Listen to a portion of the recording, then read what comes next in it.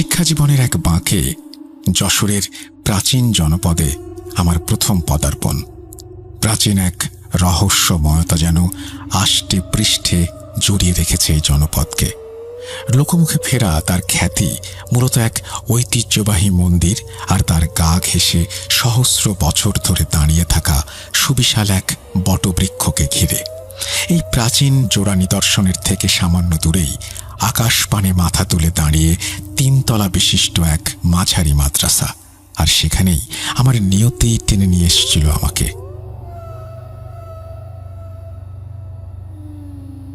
মাদ্রাসার বিশাল ফটক পেরিয়ে চৌকাঠের মাটিতে পা রাখার সঙ্গে সঙ্গেই মনে হলো যেন কোনো অশরীরী আত্মা আমার ওপর ভর করল। মাথার চুলগুলো অজান্তেই কেঁপে উঠল, আর রোমকূপগুলো এক অজানা ভীতিতে খাড়া হয়ে গেল।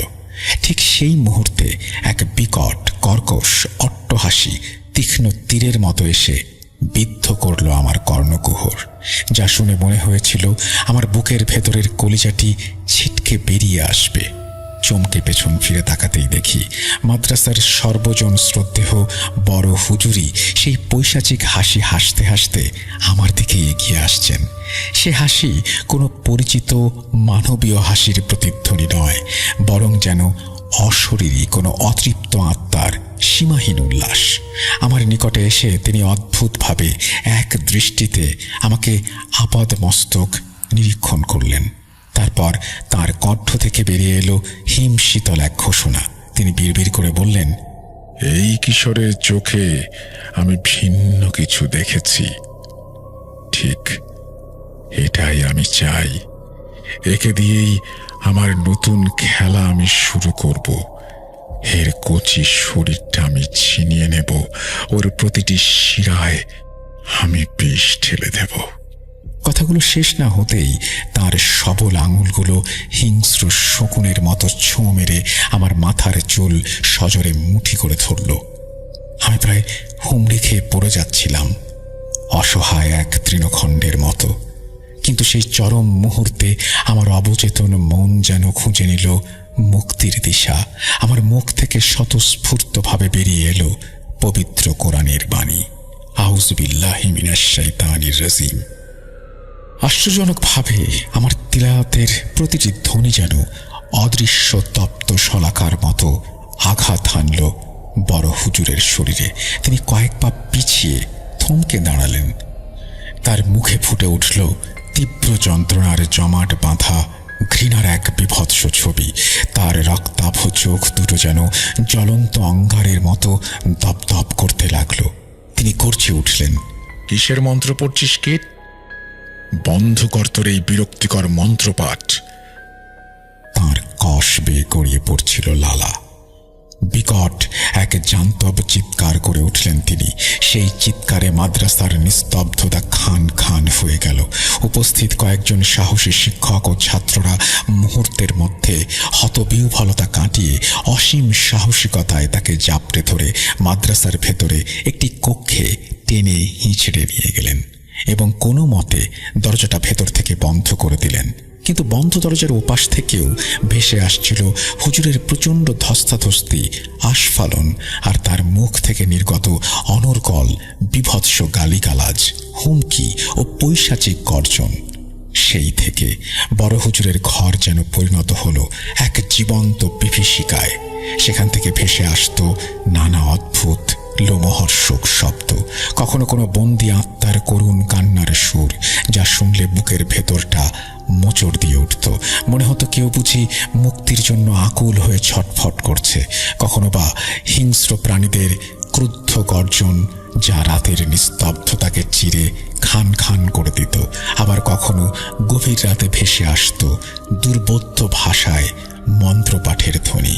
হুজুরকে খাবার দেয়া হলে তিনি তা ঘৃণার সাথে ছুঁড়ে ফেলে দিতেন।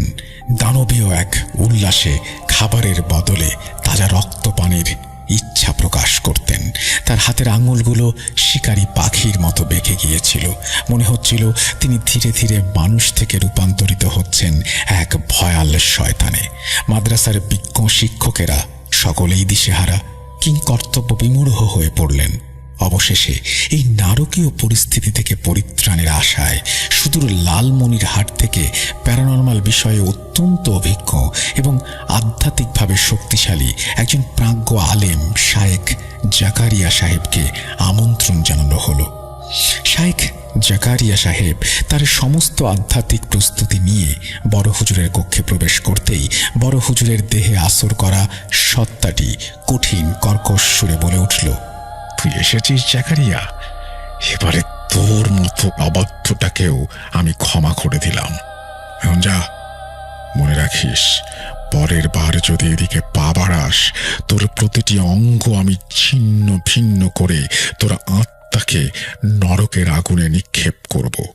এই ভয়ঙ্কর হুমকির প্রত্যুত্তরে শায়েখ জাকারিয়া সাহেব বিসমিল্লাহ বলে সজোরে এক চড় বসিয়ে দিলেন বড় হুজুরের গালে। চুপ, একদম চুপ। অতঃপর তিনি অতি সত্বর পকেট থেকে পান্নার মতো সবুজ বর্ণের এক অদ্ভুত সাপাকৃতির তসবি বের করে বজ্রকণ্ঠে কুরআনের আয়াত পড়তে পড়তে সেটি বড় হুজুরের কপালে চেপে ধরলেন। সঙ্গে সঙ্গে আক্রান্ত হুজুর যেন শত বৃশ্চিকের দংশনে জ্বলে উঠলেন। ক্ষিপ্ত বাঘের মতো ঝাঁপিয়ে পড়লেন জাকারিয়া হুজুরের ওপরে, তার কানের লতি কামড়ে ছিঁড়ে ফেললেন। রক্তের ধারা গড়িয়ে পড়ল শায়েকের কাঁধ বেয়ে।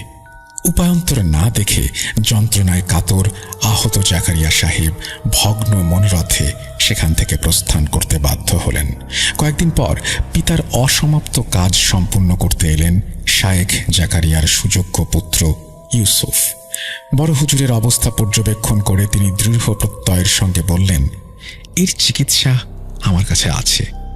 ভেতর থেকে বড় হুজুরের অট্টহাসি শোনা গেল, পশুর মতো হিংস্র সেই হাসি। তুই নিজেকে আমার সমতুল্য মনে করেছিস?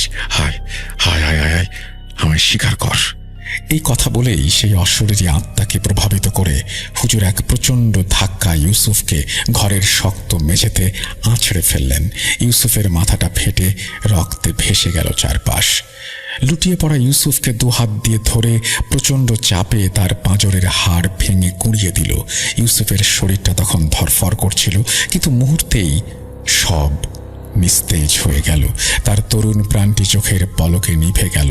এক বিভৎস আর্তনাদ করে তার দেহটি নিথর হয়ে গেল। মাদ্রাসার বাতাসে শোকের রোল উঠল।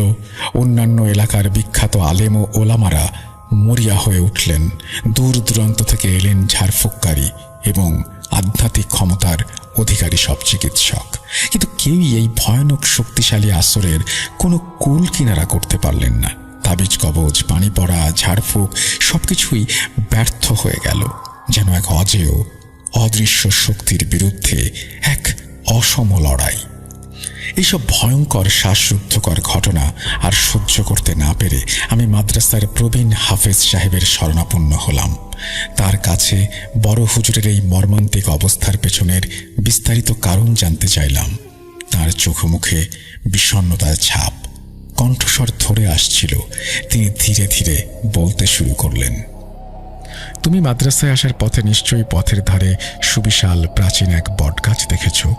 এলাকার সনাতন ধর্মাবলম্বীরা গভীরভাবে বিশ্বাস করে ওই বটবৃক্ষে স্বয়ং মহাদেব বাস করেন।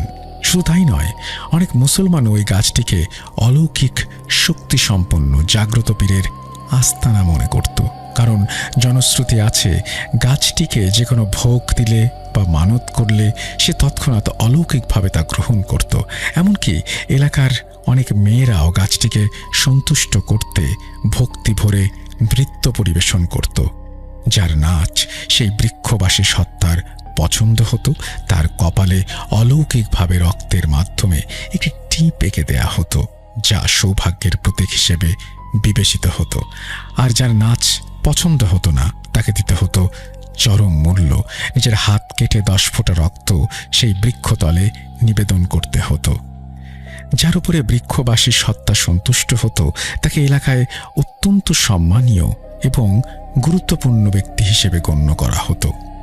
গাছটির প্রতি তাদের বিশ্বাস এতটাই গভীর ছিল যে অনেক সনাতন পণ্ডিত জোর গলায় বলতেন, এই নশ্বর পার্থিব জীবনে যদি তোমার ভগবানকে চোখে দেখা না হয় তবে এই গাছটিকে দেখো, এটিই ভগবানের জীবন্ত জ্বলন্ত এক প্রমাণ।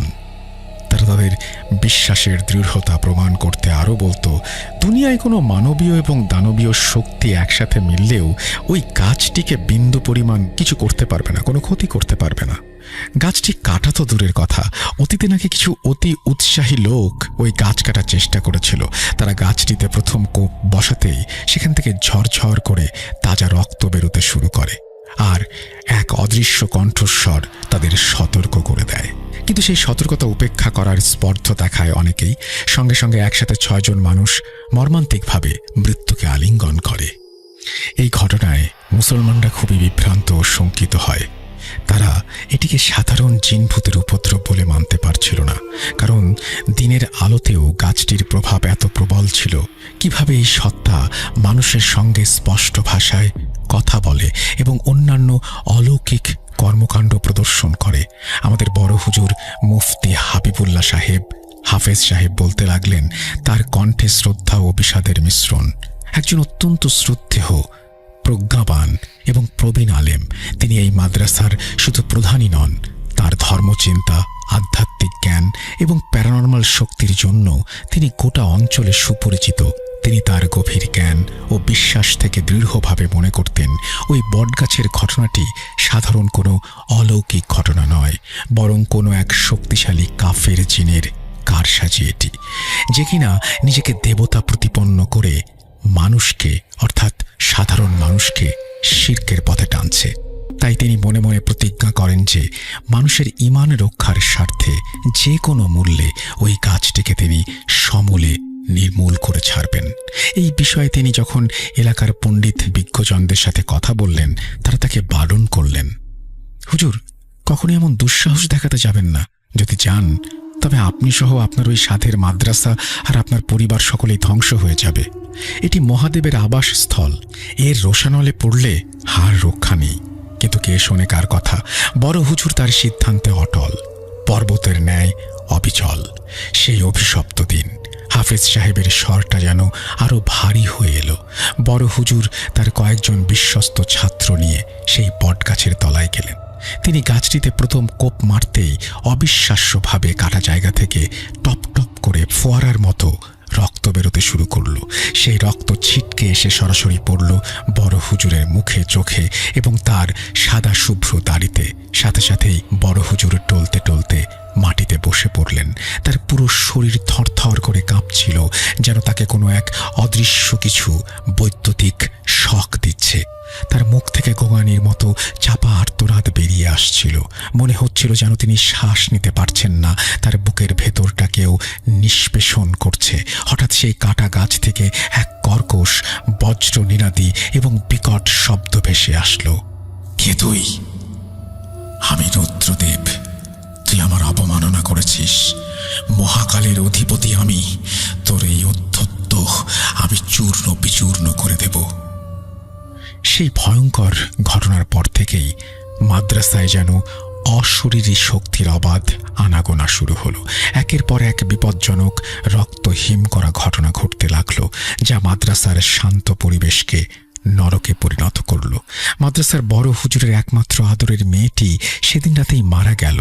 তার মুখমণ্ডল আগুন দিয়ে নির্মমভাবে পুড়িয়ে দেয়া হয়েছিল এবং তার শরীরের প্রতিটি অঙ্গ প্রত্যঙ্গ হিংস্র জানোয়ারের মতো ছিঁড়ে টুকরো টুকরো করে ফেলা হয়েছিল।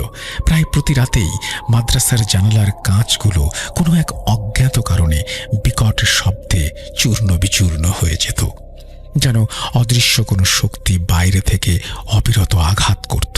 কখনো মনে হতো কেউ যেন কানের কাছে এসে হিংস্রভাবে ফিসফিস করে কারো নাম ধরে ডাকছে। সে ডাক উপেক্ষা করার সাধ্য কারো নেই।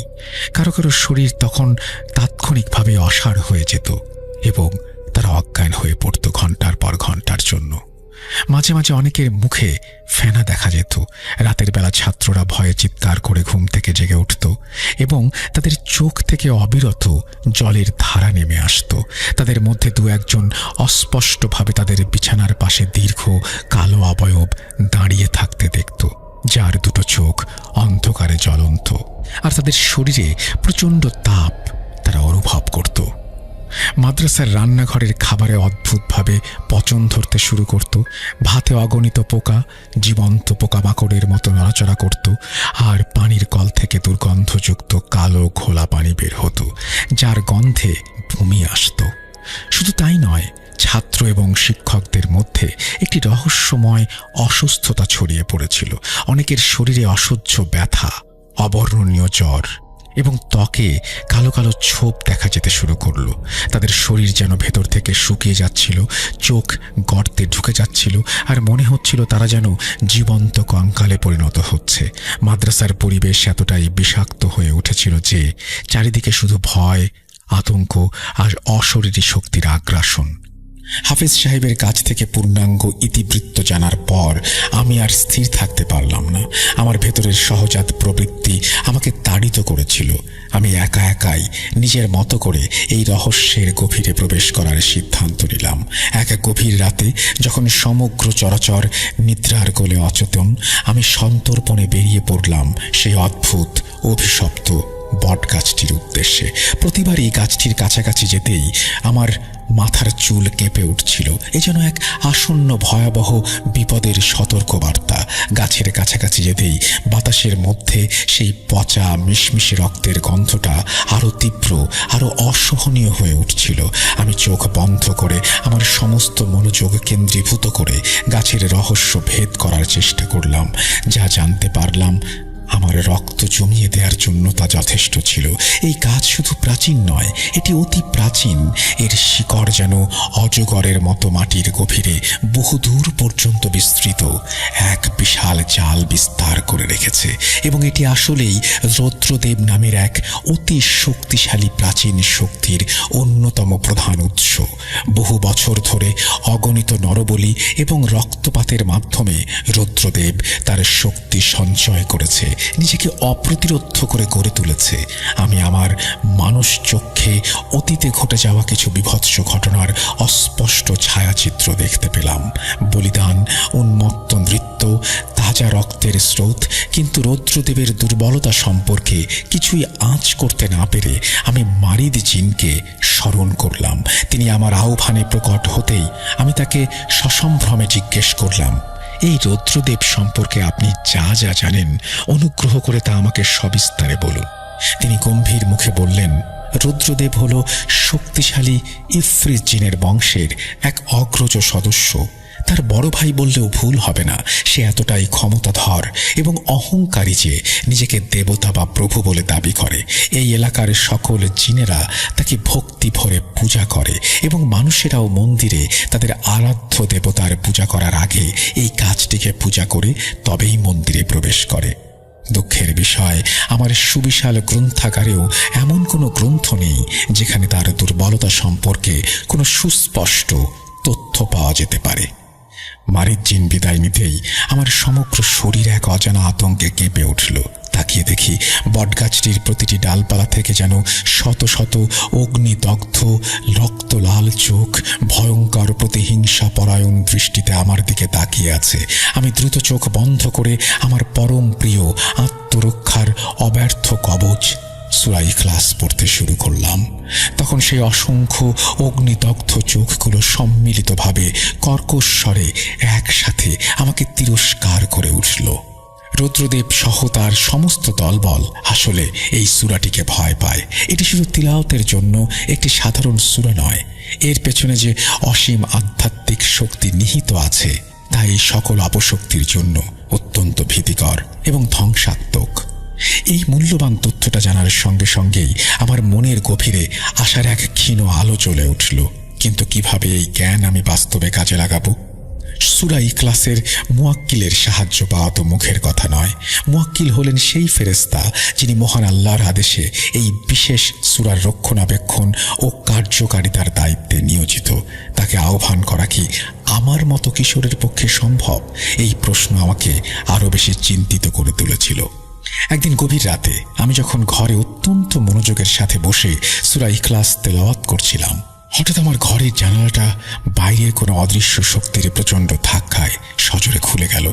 এক মৃত্যু শীতল বাতাস আমার শরীরে কাঁপুনি ধরিয়ে দিল। আমি চমকে চোখ তুলে তাকালাম। জানালার বাইরে নিকষ কালো অন্ধকারের মাঝে দুটো টকটকে চোখ জল করছে। রুদ্রদেব স্বয়ং আমাকে দেখছে। আমি সেই পরিচিত পৈশাচিক বিদ্রুপ মেশানো হাসিটা জমাট বাঁধা অন্ধকারেও যেন স্পষ্ট দেখতে পেলাম। বিষাক্ত সাপের ফোঁসফোঁসানির মতো শব্দে সে হিস হিস করা গলায় আমাকে বলে উঠল, তুই কি ভেবেছিস এই সামান্য মন্ত্রপাঠে আমার কিছু হবে? তোর স্পর্ধা দেখে আমি অবাক হচ্ছি। বাচ্চা ছেলে, একটা তুচ্ছ নগণ্য মানুষ হয়ে তুই আমাকে চ্যালেঞ্জ করেছিস। জেনে রাখ, তোর এই উদ্ধত আমি সহ্য করব না। আমি বহু কষ্টে আমার মনের সমস্ত ভয়কে একপাশে সরিয়ে রেখে তার উদ্দেশ্যে শান্ত কণ্ঠে বললাম, তুমিও আল্লাহর সৃষ্টি, আর আমিও। তোমার ক্ষমতা যতই হোক, মহান আল্লাহ তাআলার ক্ষমতার ঊর্ধ্বে নয়। আল্লাহ তাআলাই সকল ক্ষমতার উৎস, তিনি সব কিছুর একচ্ছত্র মালিক। আমার কথা শুনে রুদ্রদেব যেন আরো বেশি ক্রুদ্ধ হয়ে উঠল, উন্মত্ত হয়ে উঠল। সে এক বিকট অট্টহাসিতে ফেটে পড়ল।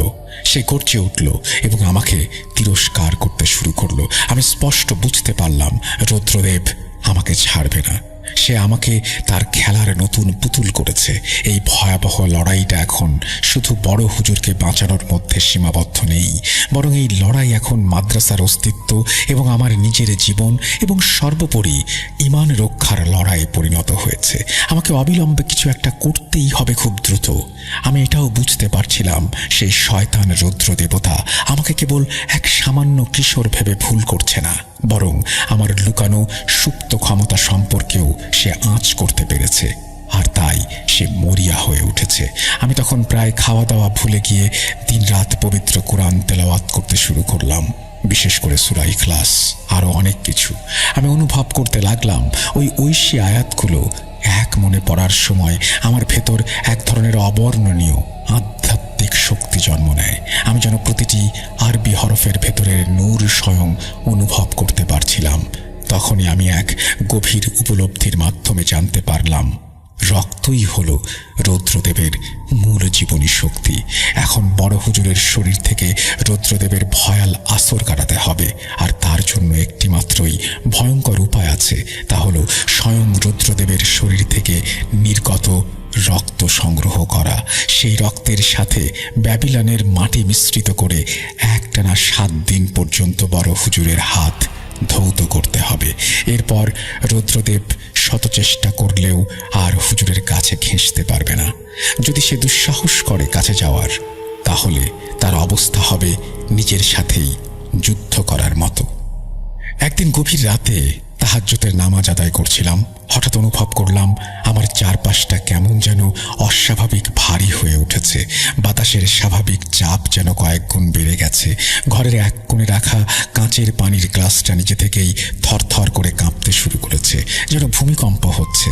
আমার মাথার চুলগুলো আবারও কেঁপে উঠল। বিপদ অতি সন্নিকটে। আমি নামাজ শেষ করে সালাম ফিরিয়ে চোখ বন্ধ করলাম। সঙ্গে সঙ্গেই আমি আমার মানুষ চোখে দেখতে পেলাম আমার ঘরের বন্ধ দরজায় ঠিক বাইরে একটা দীর্ঘ শীর্ণকায় ছায়ামূর্তি স্থিরভাবে দাঁড়িয়ে আছে। তার লম্বা কালো অবয়ব থেকে যেন ঘন ঘন অন্ধকার চুইয়ে চুইয়ে পড়ছে।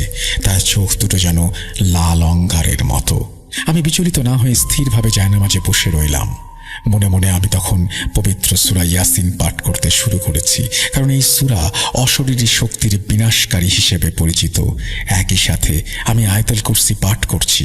সেই কালো অবয়বটি ধীরে ধীরে নিঃশব্দে আমার দিকে এগিয়ে আসলো।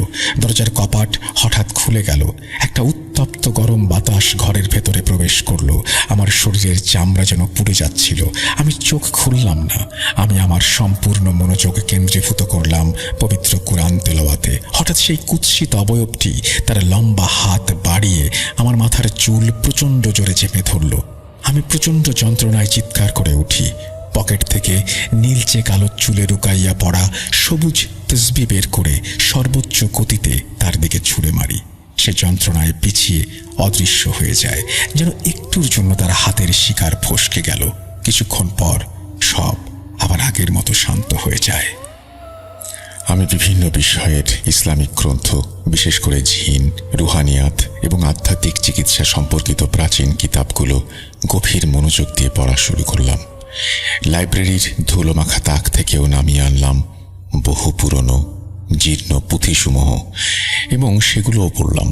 অবশেষে আমি জানতে পারলাম, মুয়াক্কিল বা কোনো বিশেষ সূরার দায়িত্বে নিয়োজিত ফেরেশতার সাহায্য পাওয়ার জন্য কেবল তেলাওয়াতই যথেষ্ট নয়, এর জন্য প্রয়োজন গভীর আধ্যাত্মিক সাধনা, পূর্ণাঙ্গ একনিষ্ঠ ইবাদত, চারিত্রিক পবিত্রতা এবং আল্লাহর প্রতি অটল শর্তহীন বিশ্বাস। এদিকে বড় হুজুরের শারীরিক ও মানসিক অবস্থা দিনের পর দিন আরো খারাপের দিকে যাচ্ছিল। তার শরীর শুকিয়ে শীর্ণকায় জীর্ণ শীর্ণ হয়ে যাচ্ছিলেন তিনি, যেন তার ভেতরের সমস্ত জীবনী শক্তিকেও শুষে নিচ্ছে। মাঝে মাঝে তিনি ক্ষণিকের জন্য জ্ঞান ফিরে পেতেন, তখন ছোট শিশুর মতো হাউমাউ করে কাঁদতেন। নিজের এই অসহায় অবস্থার জন্য আফসোস করতেন, এই বন্দি দশা থেকে মুক্তির জন্য আকুলভাবে আকুতি জানাতেন। কিন্তু পরক্ষণেই রুদ্রদেব আবার তার উপর পুরোপুরি নিয়ন্ত্রণ কায়েম করে নিত। তার চোখ আবার সেই পরিচিত রক্ত লাল বর্ণ ধারণ করত, তার শরীর কুঁকড়ে ধনুকের মতো বেঁকে যেত, আর মুখ দিয়ে ক্রমাগত গোঙানির মতো এক বিকট শব্দ বের হতো। মাদ্রাসার শিক্ষকেরা প্রায় হাল ছেড়ে দিয়েছিলেন। তারা বড় হুজুরকে অন্য কোনো চিকিৎসকের কাছে নিয়ে যাওয়ার কথা ভাবছেন, কিন্তু কেউই নিশ্চিত নন যে তাতেও বিন্দুমাত্র সমাধান হবে, কারণ ইতিমধ্যেই বহু অভিজ্ঞ আলেম এবং কবিরাজ তাদের সর্বোচ্চ চেষ্টা করেও ব্যর্থ হয়েছেন। আমি দিব্য চোখে দেখতে পাচ্ছিলাম বড় হুজুর হয়তো আর বেশি দিন এই অসহনীয় দৈহিক ও মানসিক ধকল সহ্য করতে পারবেন না। একদিন আমি খবর পেলাম আগামী অমাবস্যার ঘোর কৃষ্ণপক্ষের রাতে মন্দিরের প্রধান পুরোহিত সেই বট গাছের নিচে এক বিশেষ পূজা ও বলিদান উৎসবের আয়োজন করেছে। এই বিশেষ পূজার মাধ্যমে রুদ্রদেব তার শয়তানি শক্তি আরো বহুগুণ বৃদ্ধি করবে। আমার ষষ্ঠ ইন্দ্রিয় সজাগ হয়ে উঠল। আমার মনে হলো এটাই আমার জন্য এক সুবর্ণ সুযোগ। এই অমাবস্যার রাতেই আমাকে আমার চূড়ান্ত চাল চালতে হবে। পুরোহিত যখন রুদ্রদেবের তুষ্টির জন্য পূজা ও আহুতিতে মগ্ন থাকবে, তখন হয়তো তার মূল শক্তি অন্যদিকে প্রবাহিত হবে, যা আমার জন্য বটগাছের গভীরে প্রবেশ করার এবং রুদ্রদেবকে দুর্বল করার এক অভাবনীয় সুযোগ। আমি সন্তর্পণে আমার পরিকল্পনা সাজাতে লাগলাম। আমার এই অভিযানে সফল হওয়ার জন্য প্রয়োজন হবে পূর্ণাঙ্গ মনোযোগ, অসীম সাহস, ঠান্ডা মাথা আর আমার সমস্ত বিশেষ ক্ষমতা এবং আধ্যাত্মিক জ্ঞানের সঠিক ও সময় উপযোগী প্রয়োগ। আমি খুব ভালো করেই জানতাম এটা এক ভয়ঙ্কর জীবন মরণ ঝুঁকি। আমার পরিকল্পনায় সামান্যতম ভুল হলেও আমার নিজের জীবন বিপন্ন হতে পারে। রুদ্রদেব আমাকে হয়তো হত্যা করে ফেলবে, অথবা তার চেয়েও ভয়াবহ আমার উপর ভর করবে, যেমনটা সে চেয়েছিল। কিন্তু আমার ভেতর থেকে এক অচেনা দৃঢ় কণ্ঠস্বর আমাকে বারবার বলছিল, ভয় পেও না আয়মান, তুমি একা নও, মহান আল্লাহ তোমার সঙ্গে আছেন। অমাবস্যার আগের দিন আমি সারাদিন রোজা রাখলাম। ইফতারের পর আমি দীর্ঘক্ষণ ধরে নফল নামাজ আদায় করলাম। দুই চোখে অশ্রু নিয়ে মহান আল্লাহর দরবারে কায়মনোবাক্যে সাহায্য প্রার্থনা করলাম। তারপর আমি আমার নিজের ঘরে বসে গভীর ধ্যানে মগ্ন হলাম। আমি আমার চোখের বিশেষ ক্ষমতা ব্যবহার করে সেই অভিশপ্ত বটগাছের চারপাশে অদৃশ্য প্রতিরক্ষা ব্যবস্থা পুঙ্খানুপুঙ্খভাবে পর্যবেক্ষণ করতে লাগলাম। আমি আমার মনশ্চক্ষে স্পষ্ট দেখতে পেলাম গাছটিকে দুর্ভেদ্য প্রাচীরের মতো ঘিরে রেখেছে অসংখ্য বিবস্ত্র কুৎসিত বিভৎস দর্শন জিন। তারা যেন অতন্দ্র প্রহরীর মতো অতন্দ্র পাহারায় রত। তারা সংখ্যায় এত বেশি যে তাদের ভেদ করে গাছের কাছে পৌঁছানোই প্রায় অসম্ভব, এক কঠিন কাজে। গাছের ওপরের দিকে মোটা মোটা ডালপালাগুলোতে আমি আরো কিছু শক্তিশালী ভয়ঙ্কর সত্তার গাঢ় উপস্থিতি অনুভব করলাম, যাদের শক্তি আমার চেয়ে বহুগুণ বেশি। সেই রাতে আমি এক অদ্ভুত প্রশান্তিদায়ক স্বপ্ন দেখলাম। স্বপ্নে যেন পা রাখলাম নূরের ভুবনে, যেখানে অপার্থিব আলো আর স্বর্গীয় সুবাস মনকে আবিষ্ট করল।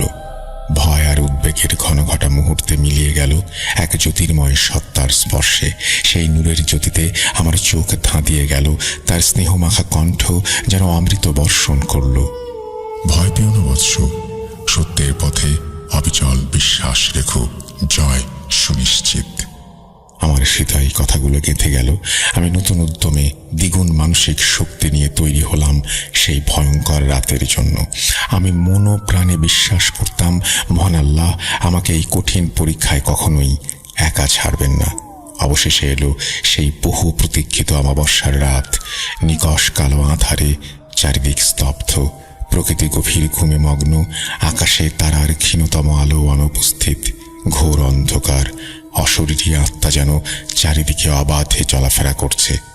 মাদ্রাসার সকলেই যখন রাতের আহার শেষে গভীর ঘুমে আচ্ছন্ন, আমি তখন নিঃশব্দে আমার ঘর থেকে বের হলাম।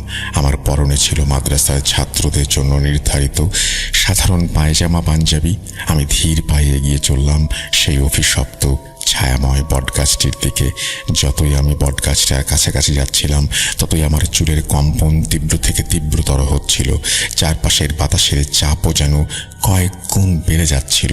আমার শ্বাস নিতে রীতিমতো কষ্ট হচ্ছিল। সেই পরিচিত পচা রক্তের গন্ধটা এখন আরও তীব্রতর, যা নাকে লাগতেই বমি আসছিল। আমার ষষ্ঠ ইন্দ্রিয় দিয়ে স্পষ্ট অনুভব করতে পারছিলাম আমার চারপাশে অসংখ্য অশরীরী হিংস্র সত্তার উপস্থিতি। তারা যেন কানের কাছে এসে অশুভ মন্ত্রে ফিসফিস করে কথা বলছে, আমাকে ভয় দেখানোর নানান কৌশল করছে। আমার কানে বাঁধছে বিভৎস সব অশরীরী শব্দ, যা কোনো মানুষের পক্ষে সহ্য করা কঠিন।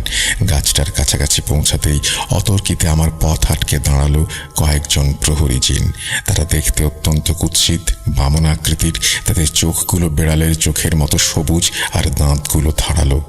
তারা হিংস্রভাবে হিস হিস করতে লাগলো। তাদের শরীর থেকে বিষাক্ত পচা ডিমের মতো গন্ধ বের হচ্ছিল। বড় বড় চোখ করে তারা একযোগে লৌহ মুষ্টির মতো প্রচণ্ড শক্ত হাত দিয়ে আমার গলা চেপে ধরে। বুক ভরে একটা গভীর শ্বাস নিয়ে মনে মনে আয়াতুল কুরসি পাঠ করতে শুরু করলাম।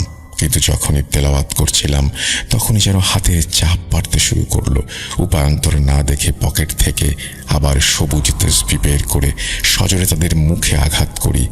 দুটি অশরীরী ছাড়া সবাই দূরে ছিটকে পড়ে। ওই দুটি অশরীরীর হাত কিছুতেই গলা থেকে ছাড়াতে পারছিলাম না।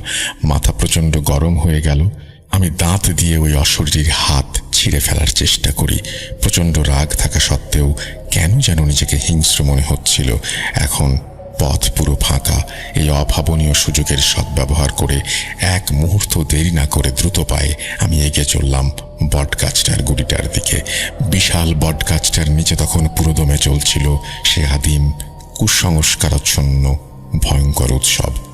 মন্দিরের প্রধান পুরোহিত, যার পরনে ছিল রক্তলাল রঙের রেশমি কাপড়, সে একটা বিশাল আগুনের কুণ্ডলীর সামনে চোখ বন্ধ করে বসে দুর্বোধ্য ভাষায় মন্ত্রপাঠ করছিল। তার চারপাশে ঘিরে বসেছিল আরো কয়েকজন সহযোগী। তাদের সবার চোখ মুখে ভয়ের সাথে মিশে আছে এক ধরনের উন্মত্ততা। এক কালো ছাগলকে রৌদ্রদেবের উদ্দেশ্যে বলিদানের জন্য প্রস্তুত করে রাখা হয়েছিল। আর তাদের সকলের অলক্ষ্যে সেই বটগাছের সবচেয়ে মোটা শক্তিশালী ডালটায় বসেছিল রৌদ্রদেবের এক ভয়ঙ্কর ধোঁয়াটে অস্পষ্ট প্রতিচ্ছবি। তার আকার স্থির ছিল না, ধোঁয়ার কুণ্ডলীর মতো বারবার পরিবর্তিত হচ্ছিল। কিন্তু তার চোখ দুটো জ্বলছিল গগনের আগুনের গোলার মতো। তার কপালের দুপাশে দুটো বিশাল ভয়ঙ্কর শিং অন্ধকারেও দেখা যাচ্ছিল। আমি জানি রৌদ্রদেবের প্রধান দুর্বলতা হলো সূরা ইখলাসের মুয়াক্কিলের ঐশী জ্যোতি। আমি হয়তো সেই মুয়াক্কিলকে সরাসরি আহ্বান করব। আমি যদি পূর্ণ বিশ্বাস, গভীর একাগ্রতা এবং পরিশুদ্ধ অন্তরের সাথে তা পাঠ করি, তাহলে কোনো একটা উপায় হবেই। আমি কম্পিত হাতে গাছের সেই শীতল অমসৃণ গুড়িটাতে আমার ডান হাত দিয়ে স্পর্শ করলাম। আমার সমস্ত শরীর ভয়ে উত্তেজনায় কেঁপে উঠল। গাছটা যেন একটা জীবন্ত বিশালদেহী অজগরের সাপের মতো শিরশির করছে। তার শক্ত ছালগুলো যেন জীবন্ত সাপের চামড়া, খোলস। আমি চোখ বন্ধ করে সূরা পড়তে শুরু করলাম। পবিত্র ইখলাসের প্রতিটি আয়াত উচ্চারণের সঙ্গে সঙ্গে আমি অনুভব করতে লাগলাম আমার ভেতর থেকে প্রচণ্ড অবর্ণনীয় শক্তি সবাইকে বেরিয়ে আসছে। গাছটা থরথর করে কাঁপতে শুরু করলো। অন্তরাত্মা আমার ভয়ে শুকিয়ে যাচ্ছে। গাছের ডালপালা শুকনো পাতার টুপটাপ ঝরে পড়ছে। হঠাৎ গাছের ভেতর থেকে রৌদ্রদেবের হুঙ্কার ভেসে আসলো। এবার সে গাছের ডালে শান্তভাবে বসে রইল না। গাছের গুড়ি থেকে একটা বিশাল অশরীরী যেন অজগরের মতো বেরিয়ে এসে আমাকে ধরতে চাইল। আমি তৎক্ষণাৎ রুকাইয়া করা জমজমের পানি তার হাতে ছিটিয়ে দিতেই তার স্বর করুণ এবং দুর্বল হয়ে উঠল। আমি শান্ত কণ্ঠে বললাম, আমাদের শ্রদ্ধেয় বড় হুজুরকে সুস্থ করে তোলার জন্য তোমার শরীরের রক্ত প্রয়োজন। আমার কথা শুনে রৌদ্রদেব যেন আবার তার আগের রূপে ফিরে গেল। প্রয়োজনে আমি আমার এই আত্মা ত্যাগ করব, কিন্তু এক ফোঁটাও রক্ত তুই পাবি না। আমি প্রত্যুত্তরে বললাম, নিয়ম অনুযায়ী পরাজিত হলে তোমার রক্ত দেওয়ার কথা। কিছুক্ষণ চুপ থেকে হিস হিস গলায় সে বলল, তোর উদ্দেশ্য সফল হবে না। একসময় সে বলল, তোর চোখ ধোয়া পানি আর তোর মাথার একটা চুল আমাকে দে। আমি অবাক হয়ে জিজ্ঞেস করলাম, কেন? সে আমাকে বলল যে বিষাক্ত কীট আমার আসন্ন মৃত্যুর কারণ হয়েছে, তাকেও আমি বাঁচতে দেব না। আমি গভীর ভয়ঙ্কর দ্বিধায় পড়লাম। এদিকে ছিল এক প্রিয় মাদ্রাসার শিক্ষক, অন্যদিকে ছিল আমার নিজের জীবন, আমার পরিবারের সাথে নিরাপদে বেঁচে থাকার স্বাভাবিক ইচ্ছা। পরিস্থিতি এতটাই জটিল ছিল যে আমাকে মুহূর্তের মধ্যে একটি কঠিন সিদ্ধান্ত নিতে হলো। আমি আমার জীবনের ঝুঁকি থাকা সত্ত্বেও রাজি হলাম। আমি বড় হুজুরকে বাঁচাবো যে কোনো মূল্যে। এই ঘটনাটি 7 দিন পর হঠাৎ রাতে হাঁপাতে হাঁপাতে এবং অত্যন্ত চিন্তিত অবস্থায় আমার বন্ধু মারিদ জিন আমার কাছে এসে উপস্থিত হলো। তার চোখ মুখে ছিল চরম উদ্বেগ আর অসহায়ের ছাপ। সে প্রায় কাঁদতে কাঁদতে বলল, হায়মান, সর্বনাশ হয়ে গেছে, সব শেষ। তুমি দ্রুত চলো আমার সাথে। আমার একমাত্র আদরের মেয়ে এক অজানা ভয়ঙ্কর রোগে আক্রান্ত হয়েছে, যেই রোগ সম্পর্কে আমি একজন জিন হয়েও বিন্দুমাত্র অবগত নই। তার মাথার চুলের গোড়া ফেটে রক্ত বের হচ্ছে আর তার চোখ দুটো থেকে তাজা রক্ত অঝরে ঝরে পড়ছে। ঠিক সেই মুহূর্তে যখন আমি চরম হতাশায় নিমজ্জিত, হঠাৎ 3টি উজ্জ্বল জ্যোতির্ময় আলোকময় সত্তা আমার সামনে প্রকট হলেন। তাদের শরীর থেকে এমন তীব্র নূর বিচ্ছুরিত হচ্ছিল যে আমার চোখ ধাঁধিয়ে যাচ্ছিল। তারা সৌম্য কণ্ঠে আমার উদ্দেশ্যে বললেন, হে আল্লাহর অনুগত বান্দা, তোমার একনিষ্ঠতা, তোমার ত্যাগ এবং তোমার গভীর ঈমানে আমরা সন্তুষ্ট। এরপর তাদের মধ্যে একজন বললেন, আমার নাম আব্দুল ওয়াহেদ। তুমি এই মুহূর্তে যেই হালাল খাদ্যই খেতে চাইবে, আমি আল্লাহর হুকুমে তা এনে দেব। অন্যজন বললেন আরো অনেক কথা। আমি বললাম, অনুগ্রহ করে আমাকে দ্রুত বলুন, আমার বন্ধু মারিদ জিনের কন্যার কি হয়েছে, কেন সেই রকম ভয়ঙ্কর রোগে আক্রান্ত হয়েছে? তিনি গম্ভীর স্বরে বললেন, শোনো আয়মান, আসল ঘটনা হলো বিগত 7 দিন পর্যন্ত তুমি তোমার নিজের চোখ ধোয়া পানি এবং মাথার চুল সেই শয়তানের রৌদ্রদেবের হাতে সমর্পণ করেছিলে। সে প্রতিদিন তোমার দেয়া সেই জিনিসগুলো নিয়ে এক অন্ধকারাচ্ছন্ন গোপন জায়গায় লুকিয়ে রাখত এবং সেগুলোর উপরে কালো জাদু করত। তুমি ধীরে ধীরে মৃত্যুর কোলে ঢলে পড়ো। আর এদিকে তোমার প্রতি অগাধ ভালোবাসা বশত মারিদের কন্যা প্রতিদিন গোপনে রৌদ্রদেবকে পর্যবেক্ষণ করত আর অগোচরে তোমার রেখে যাওয়া চুল এবং চোখ ধোয়া পানির জায়গায় নিজের চুল এবং চোখ ধোয়া পানি রেখে যেত পরম মমতায়। আর এই কারণেই সে ধীরে ধীরে সেই কালো জাদুতে আক্রান্ত হয়। আমি চরম উত্তেজিত এবং উদ্বিগ্ন হয়ে বললাম, আমি কিভাবে তাকে এই ভয়ঙ্কর অবস্থা থেকে রক্ষা করব? আমাকে দ্রুত উপায় বলুন। তিনি শান্ত কণ্ঠে বললেন, তাকে এই অবস্থা থেকে বাঁচানো খুব কঠিন, প্রায় অসম্ভব, কিন্তু তুমি যদি চাও তাহলে আমরা এই 3 জন একসাথে মিলে আল্লাহর ইচ্ছায় আরেকবার চেষ্টা করতে পারি। আমি রাজি হলাম। তারা 3 জন একসাথে অত্যন্ত সুমধুর স্বর্গীয় কণ্ঠে সূরা পড়তে শুরু করলো। মারিদ কন্যার চোখে এবং মাথায় আলতো করে হাত বোলাতেই এক অভাবনীয় ঘটনা ঘটল। মারিদ কন্যা ধীরে ধীরে চোখ মেলল, তার রক্তক্ষরণ বন্ধ হয়ে গেল এবং সে সম্পূর্ণরূপে সুস্থ হয়ে গেল। সেই অভিশপ্ত বিশাল বটগাছটা হঠাৎ এক বিকট কান ফাটানো শব্দে মড়মড় করে ঠিক মাঝখান থেকে দুভাগ হয়ে গেল, যেন গাছের ভেতর থেকে কোনো শক্তিশালী বোমা ফেটে বেরিয়ে এসেছে। পরদিন সকালে মাদ্রাসায় এবং আশেপাশের গ্রামগুলোতে এক তুমুল হইচই পড়ে গেল। বাতাসের আগে খবর ছড়িয়ে পড়ল যে গতরাতের আঁধারে এলাকার সেই 5 শতাব্দী প্রাচীন রহস্যময় বটগাছটি কোনো এক অজ্ঞাত কারণে বিকট শব্দে ভেঙে দুভাগ হয়ে গেছে। গাছের যে অংশে একসময় হুজুর কোপ মেরেছিল এবং যেখান থেকে রক্ত ঝরছিল সেখানে এখন শুধু শুকনো প্রাণহীন কাঠ, কোনো রক্তের চিহ্ন মাত্র নেই। আর আমাদের বড় হুজুর আল্লাহর অশেষ রহমতে সম্পূর্ণ সুস্থ এবং স্বাভাবিক হয়ে ওঠেন। সেদিন সকালে ফজরের নামাজের সময় তিনি নিজেই হেঁটে মসজিদে আসেন। তার চেহারায় দীর্ঘদিনের অসুস্থতার কোনো প্রকার মলিন ছাপ নেই। তার মুখমণ্ডল দেখা যাচ্ছিল অত্যন্ত সতেজ। বড় হুজুর সম্পূর্ণরূপে সুস্থ হওয়ার পর মাদ্রাসার পরিচালনার দায়িত্ব পুনরায় নিজের কাঁধে তুলে নেন। কয়েকদিন পর একদিন দুপুরে তিনি আমাকে তার খাস কামরায় ডেকে পাঠান। আমি কিছুটা শঙ্কিত মনেই হাজির হই। বড় হুজুর আমার দিকে কিছুক্ষণ স্থির অন্তর্ভীতি দৃষ্টিতে তাকিয়ে রইলেন। তার চোখে ছিল এক ধরনের গভীর স্নেহমাখা অভিব্যক্তি। তারপর তিনি অত্যন্ত শান্ত গলায় বললেন, আয়মান, আমার প্রিয় ছাত্র, আমি হয়তো আসরগ্রস্ত অবস্থায় সবকিছুই বিস্মৃত হয়েছি, কিন্তু আমার অবচেতন মন ছিল টুকরো স্মৃতি এখনো ধরে রেখেছে সে। আমি আমার অন্তর দিয়ে অনুভব করতে পারছি আমার এই অপ্রত্যাশিত অলৌকিক মুক্তির পেছনে তোমার কোনো না কোনো বিশেষ ভূমিকা অবশ্যই আছে। সেই অসহ্য ভয়ঙ্কর যন্ত্রণার রাতে যখন আমি মৃত্যুর সাথে পাঞ্জা লড়ছিলাম, যখন নিকষ কালো অন্ধকার আমাকে গ্রাস করেছিল, তখন আমি বারবার তোমার পরিচিত কণ্ঠস্বর শুনতে পেয়েছিলাম। আমি নীরব রইলাম, কিছুই বললাম না। বড় হুজুর আমার নীরবতা দেখে হেসে বললেন, বাবা আয়মান, আল্লাহ রাব্বুল আলামিন তোমাকে বিশেষ কিছু ক্ষমতা দিয়েছেন, সাধারণ মানুষের চোখে যা কখনোই ধরা পড়বে না। তুমি তোমার ছোট্ট চোখ দিয়ে তাই দেখতে পাও যা অন্যরা অনুভব করতে পারে না। তুমি তোমার অন্তর দিয়ে অনুভব করতে পারো সব। তবে একটা কথা সব সময় মনে রেখো, এই আধ্যাত্মিক পথে যেমন মহান আল্লাহর অশেষ সাহায্য রহমত আছে, তেমনি পদে পদে শয়তানের ধোঁকা ও প্রলোভনও আছে।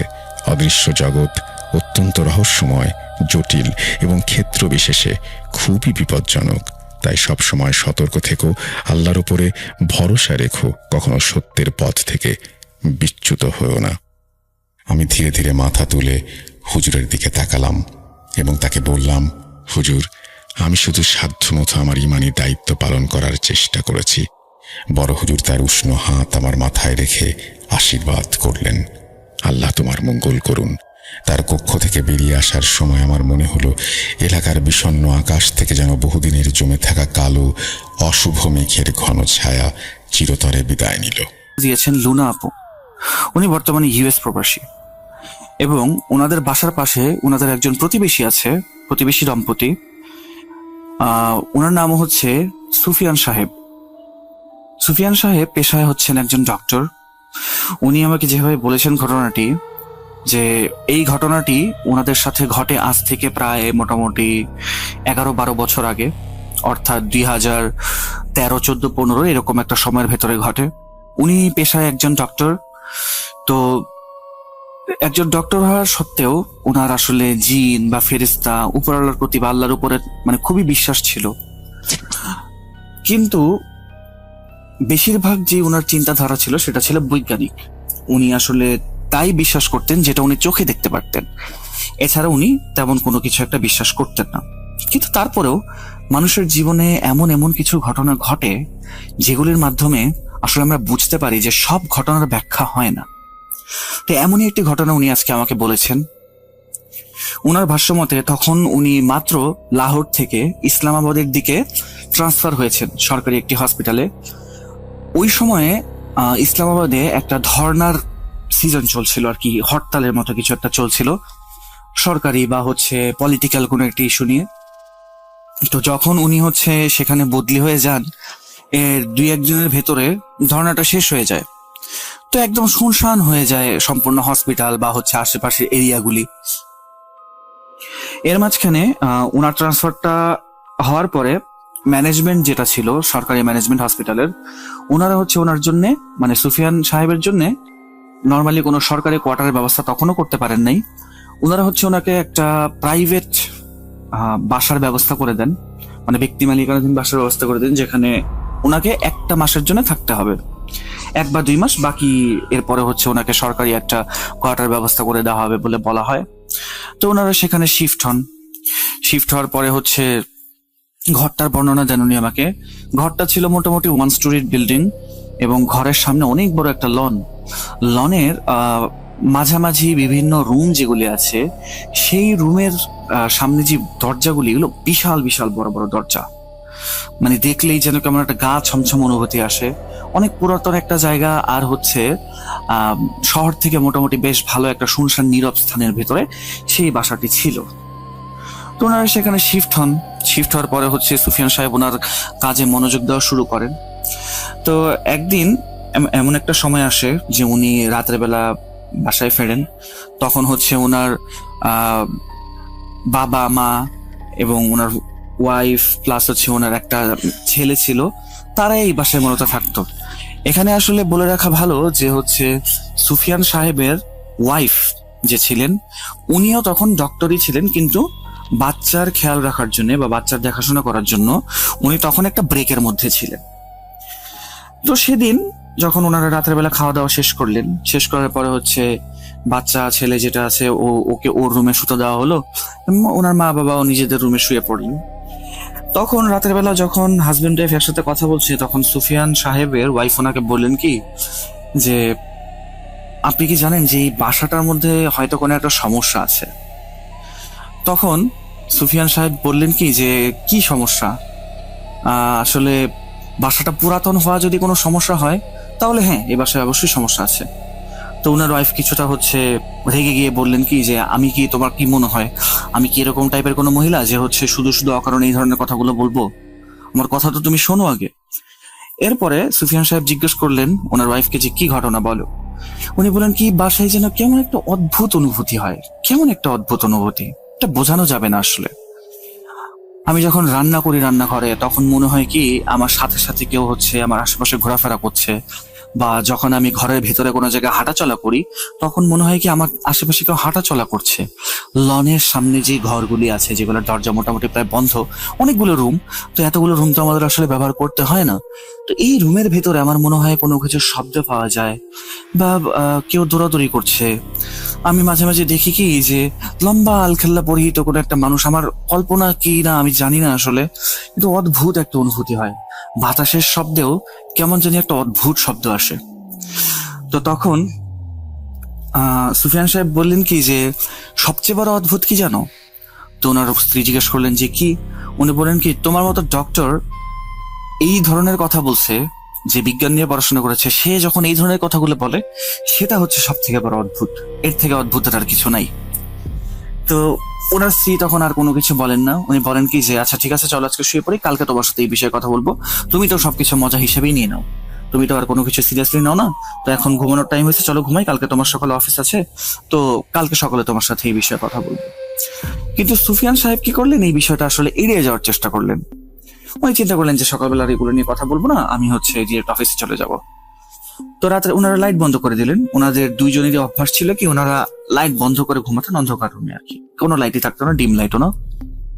তো রাতের বেলা হঠাৎ করে একটা শব্দে সুফিয়ান সাহেবের ঘুমটা ভেঙে যায়।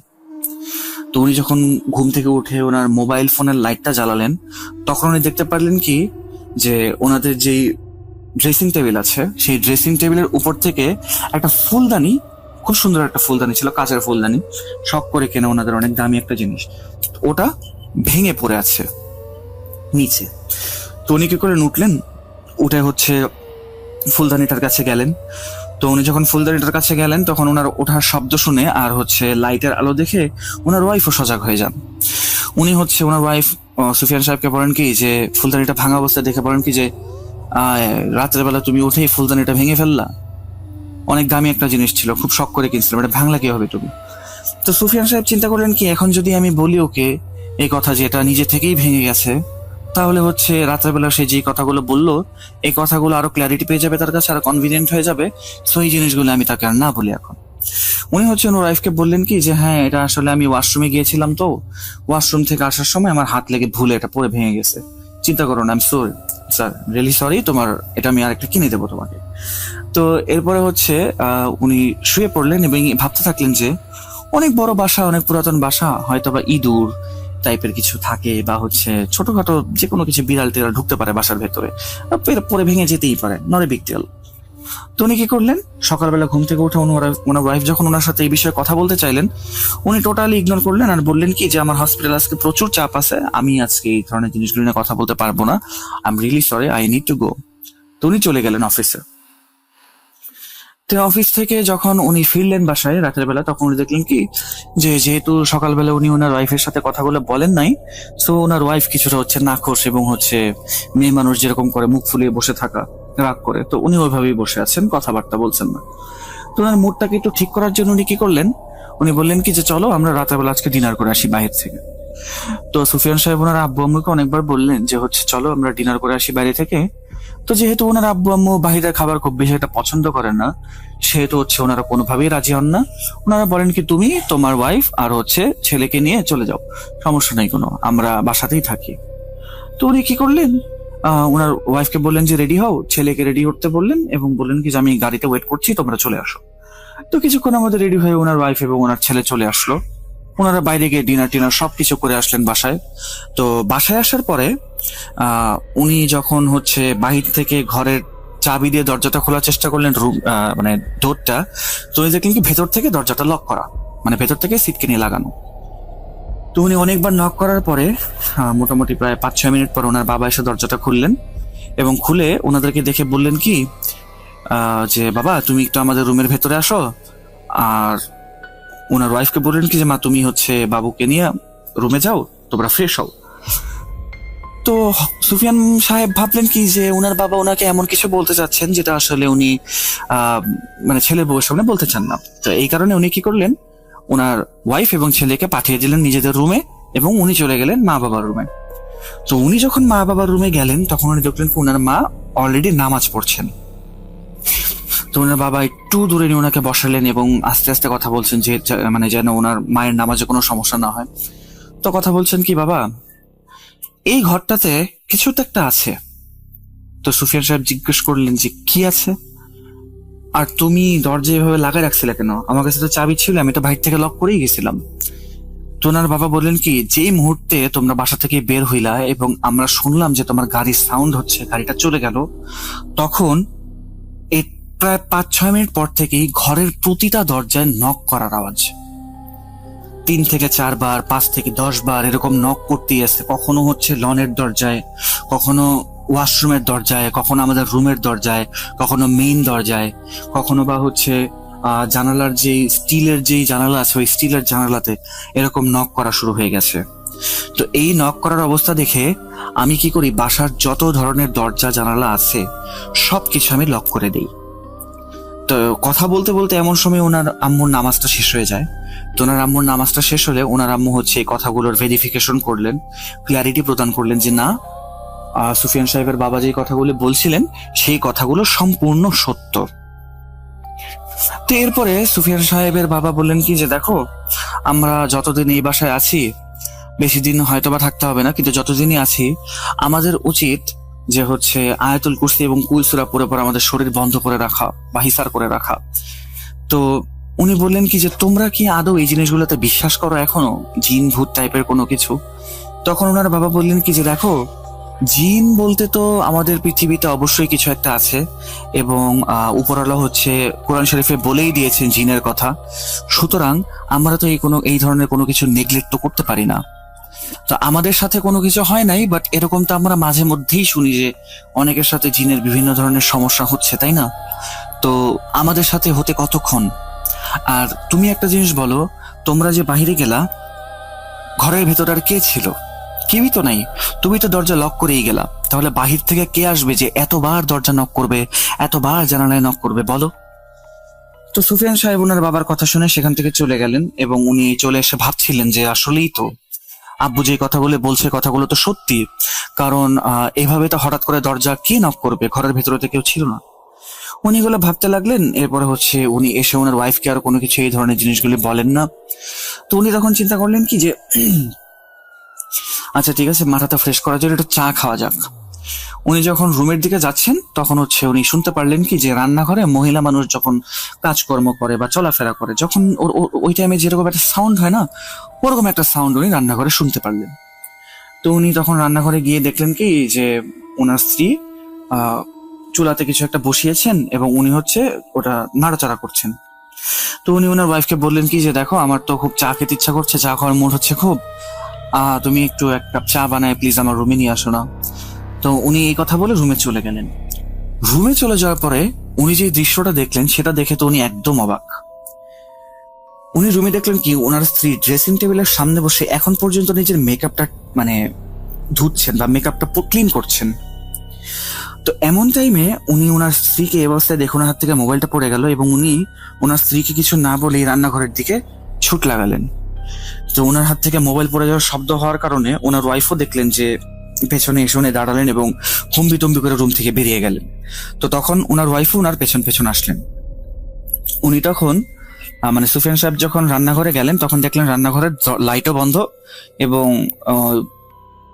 আসবাবপত্র জিনিসপত্র বা থালা বাটি বাসন কোসন যাই আছে সবকিছুই ঠিক জায়গাতেই রয়েছে। কিন্তু এখানে একটা জিনিস একটু ডিফারেন্ট, হুইচ ইজ চুলাটা তখনও হচ্ছে একদম তাতানো গরম। ওনার মা উনি আসার পর থেকে দেখছেন নামাজ পড়ছেন, রাত্রেবেলা রান্না বান্নার করে মানে আগেই করা ছিল, খাওয়া দাওয়া ওনাদের শেষ।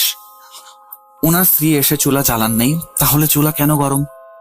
উনি তখন ওনার স্ত্রী যখন ওনাকে জিজ্ঞেস করলেন যে হচ্ছে কি ব্যাপার আপনি এরকম হম্বিতম্বি হয়ে হচ্ছে এখানে কি করতেছেন, তখন ওনার ওয়াইফ উনি বললেন কি যে না তেমন কিছু না, তুমি তো মেকআপ ঠিক করতেছিলা, তো হচ্ছে আমার চা খেতে ইচ্ছা করতেছিল, সেই কারণে আমি চা খেতে আসলাম। পরে হচ্ছে ওনার স্ত্রী জিজ্ঞেস করলেন তোমার মোবাইল পড়ে গেল কিভাবে? উনি বললেন কি যে মাথাটা হঠাৎ করে একটু ঘুরে গিয়েছিল, তো এই কারণে ফোনটা পড়ে গেছে, তো এই কারণে আমি ফোনটা তুলতে জেনে যদি আমার মাথাটা ঘোরানি দেয়, তো এই কারণে চা বানাতে আসছিলাম আসলে।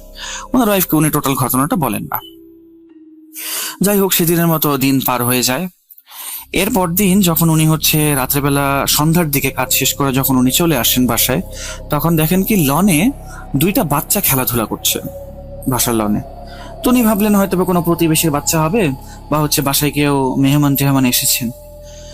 বাচ্চাগুলির চেহারা ওনার কাছে খুবই আনফ্যামিলিয়ার মনে হলো। উনি শুরুতে ভাবছিলেন এটা হয়তো ওনার ছেলে, কিন্তু উনি কাছে গিয়ে দেখেন যে না, এটা ওনার ছেলে না। তো এরপরে উনি ঘরের ভেতরে গেলেন। উনি যখন ড্রেস চেঞ্জ করছিলেন তখন উনি ওনার ওয়াইফকে জিজ্ঞেস করলেন কি ব্যাপার, বাসায় কি কোনো গেস্ট এসেছে নাকি?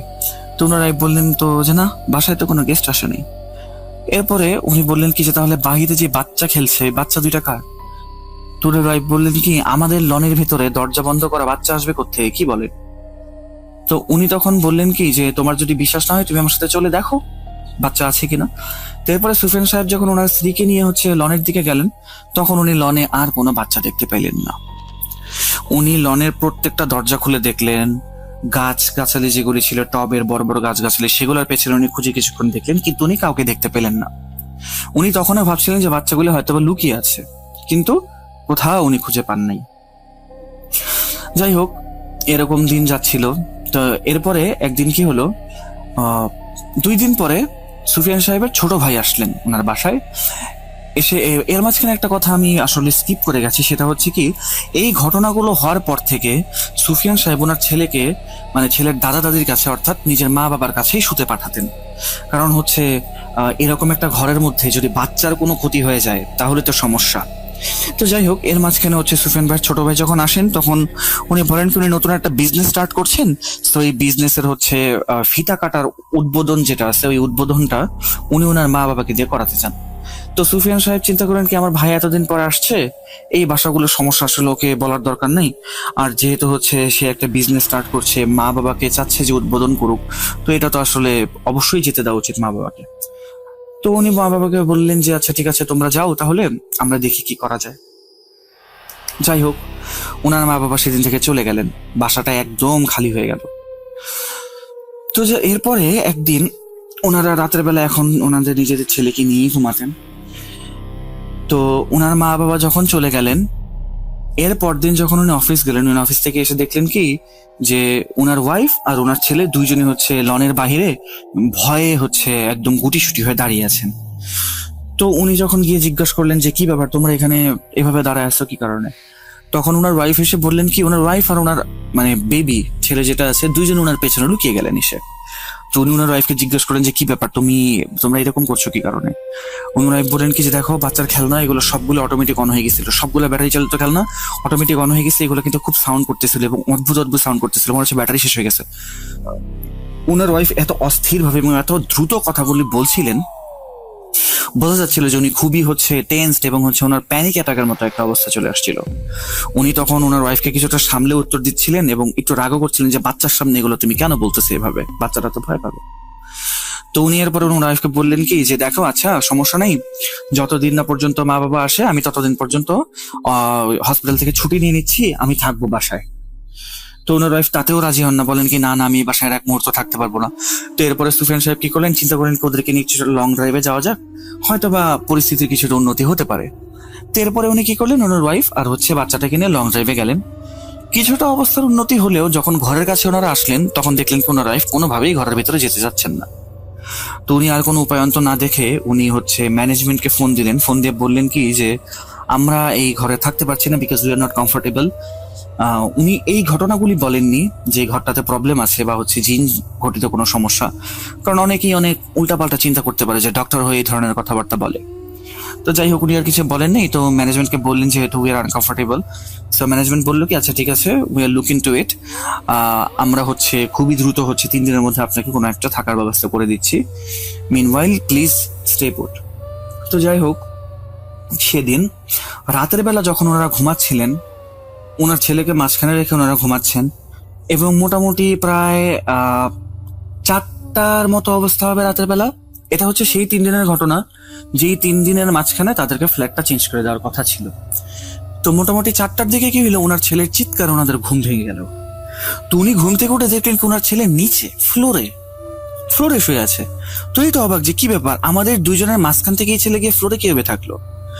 তো উনি যখন ছেলের কাছে গেলেন তখন দেখলেন কি ছেলের শরীরটা কাঁপছে, he is actually literally he was shivering, মানে এমন একটা অবস্থা ছিল, সে কাঁপছে। এবং যখন উনি ওনার ছেলের মাথায় হাত দিলেন তখন দেখলেন কি ছেলেটার খুবই জ্বর, মারাত্মক জ্বর।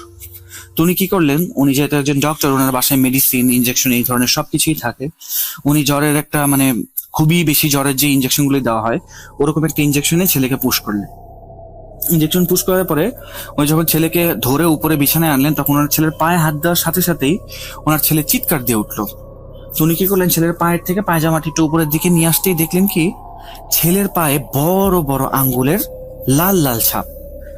ওনার ভাষ্য মতে ওনার ছেলে মার্শাল্লাহ ভালোই ফর্সা, তো পায়ের মধ্যে একবারে লাল লাল হাতের ছাপ, আর হাতগুলি স্বাভাবিক মানুষের থেকে অনেক বড় বড় হাত, নর্মাল হাত মতো না।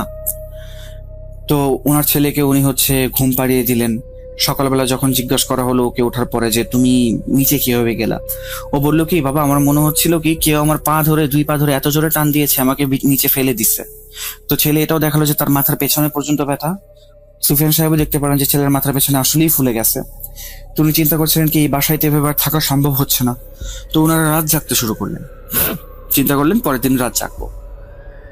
তো এর মাঝখানে সেদিনই দুপুরবেলা সুফিয়ান সাহেবের ওয়াইফ নিজেদের রুমে বসে ওনার বোনের সাথে ফোনে কথা বলছিলেন, ছেলেটাও নিচে বসে বসে খেলছিল এবং সুফিয়ান সাহেব বাইরে টিভির রুমে বসে বসে টিভি দেখছিলেন।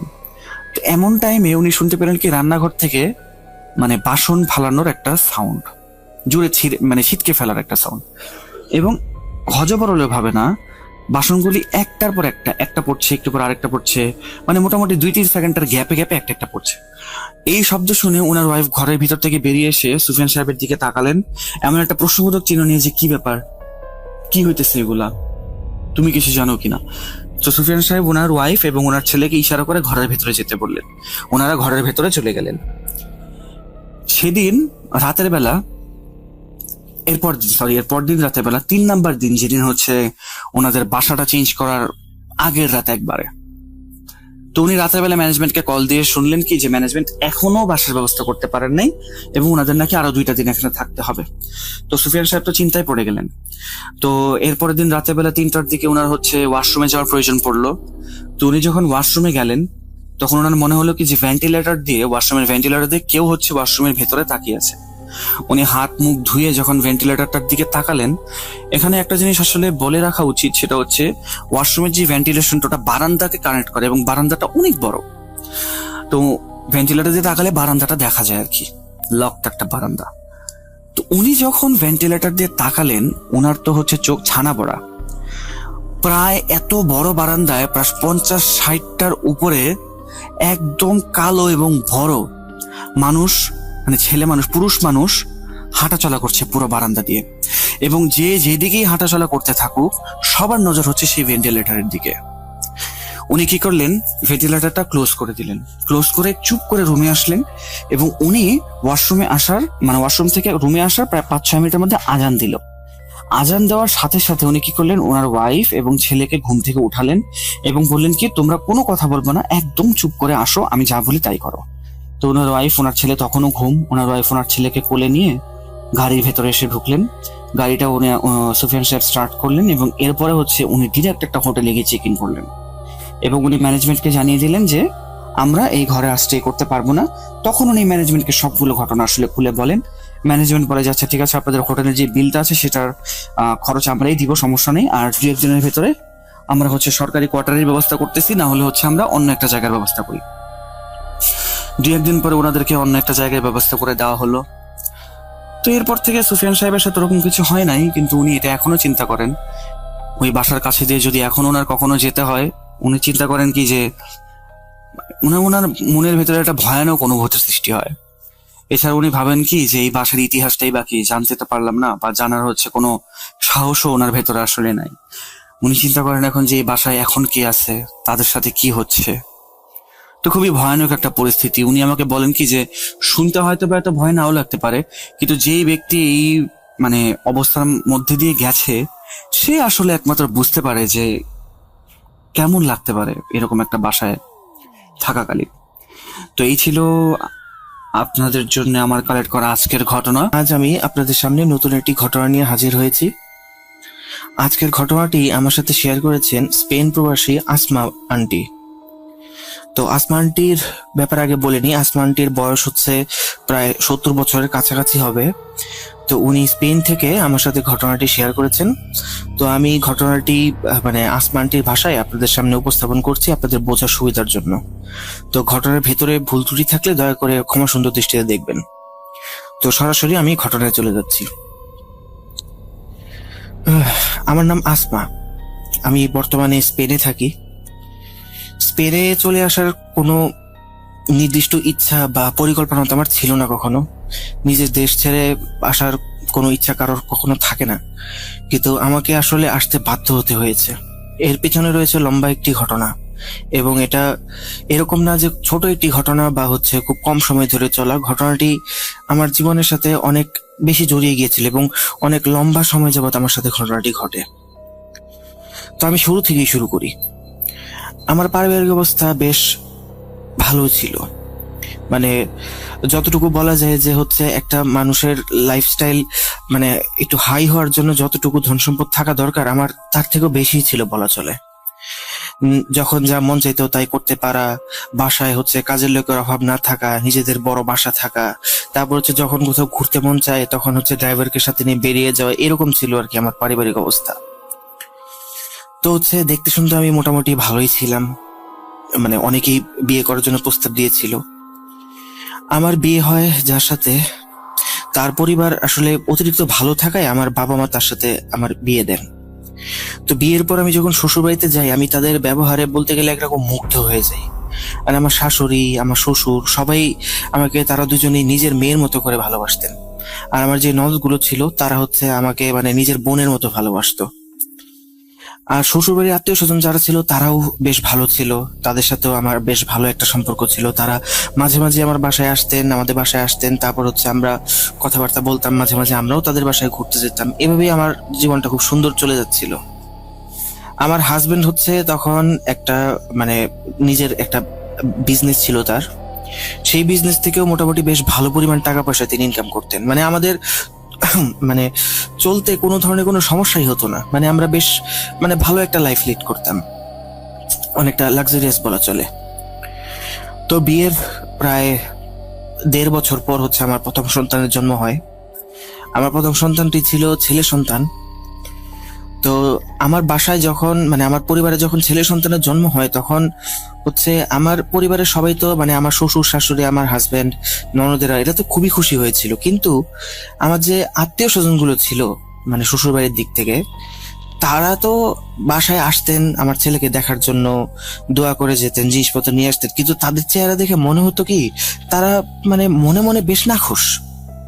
এখন এটা আমি কেন বললাম, এটা বলার পিছনে অবশ্যই কারণ আছে। তো কারণটা আপনারা জানবেন, সমস্যা নেই। তো তারা নাখুশ থাকতো কারণ হচ্ছে আমাদের শ্বশুর বাড়ির পরিবারের দিক থেকে, আত্মীয় স্বজনের দিক থেকে মানে আমার মনে হয় বা আমি যতটুকু তখন জানতাম যে আমার ছেলেই হচ্ছে প্রথম ছেলে, বাকি সবার ফ্যামিলিতে ছিল মেয়ে।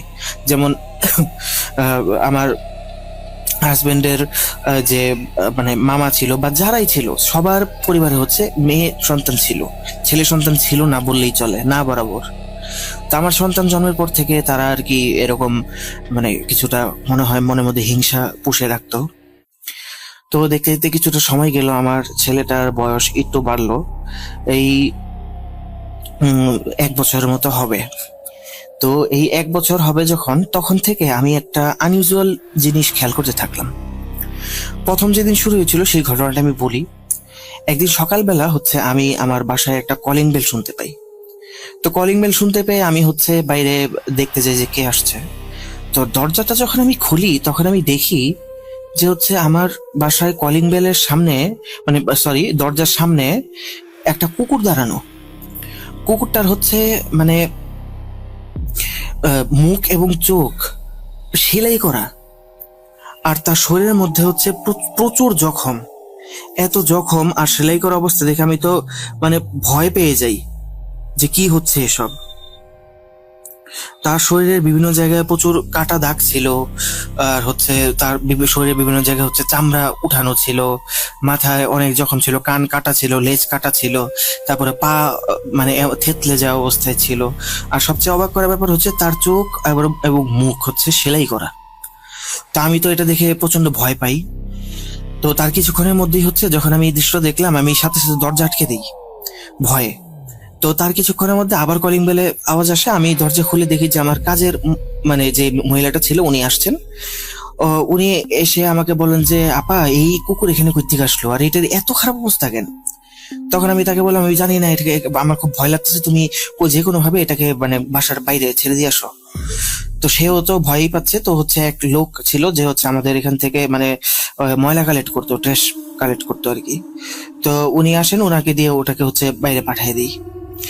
তো তারপরের দিনই আবার হচ্ছে মানে তারপরের দিন না, ওই দিনই হচ্ছে রাতের বেলা আমি আমার বাসার সামনে ওই কুকুরটাকে মৃত অবস্থায় পড়ে থাকতে দেখি।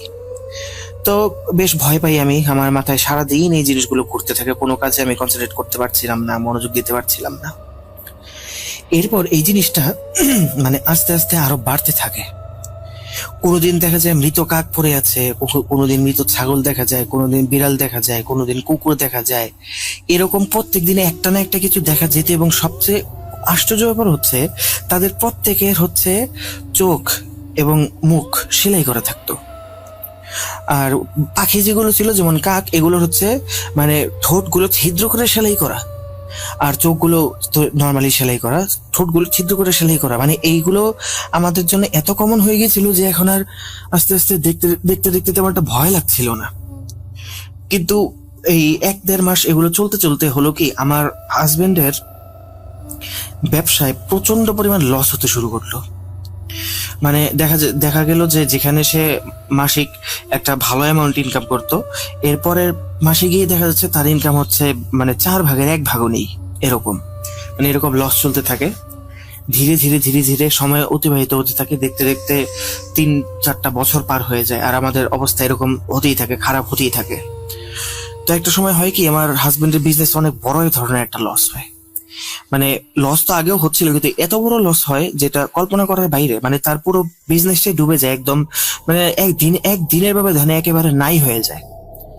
তো এই অবস্থায় সে আসলে তার এটা খুব মনে আঘাত পান উনি এই ব্যাপারটায়, এবং মনের এই আঘাতটা নিয়ে উনি দুনিয়া ছেড়ে চলে যান।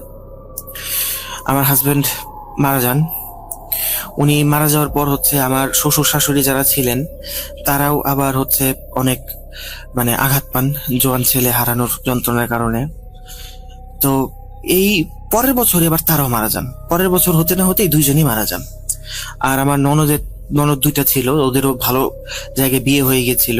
তাই হচ্ছে তারা, মানে আমি থাকতাম তখন হচ্ছে আমার শ্বশুর বাড়িতেই, যেহেতু ননদদের ভালো জায়গায় বিয়ে হয়েছিল এবং তারা আসলে অনেক ভালো ছিল, আমাকে নিজের বোনের মতোই দেখতো।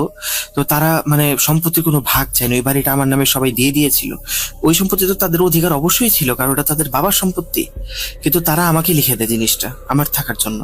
কারণ আমার তো আর ইনকাম করার মতো কেউ ছিল না। আমি চলতাম হচ্ছে আমার মানে বাসা থেকে টাকা আসতো, মানে আমার মা বাবা আমাকে হেল্প করতেন, সেই টাকা দিয়ে আমি চলতাম। তো আমার হাজবেন্ড যখন মারা যায় তখন আমার দ্বিতীয় সন্তানের জন্ম হয়। তার কয়েক মাস আগেই দ্বিতীয় সন্তানের জন্ম হয় আমার। তো আমি হচ্ছে এভাবেই আমার দিনকাল কাটতে থাকে। কিন্তু এই সময়ের মধ্যে এখন পর্যন্ত ওই যে মানে চোখ মুখ সেলাই করা পশু পাখি যে মৃত অবস্থায় পড়ে থাকে বা কিছু জীবিত অবস্থায় পড়ে থাকে, এগুলো মানে বন্ধ হয়নি। যদিও এটার ফ্রিকোয়েন্সিটা অনেক কমে গিয়েছিল, মানে ধরেন যে আজ একটা পড়লো, আজকের থেকে 10 দিন পর আর একটা পড়লো, এরপরে হচ্ছে আবার 5 দিন পর এরকম। কিন্তু আগে যখন শুরু হয়েছিল তখন মানে প্রতিদিনই হতো এরকম।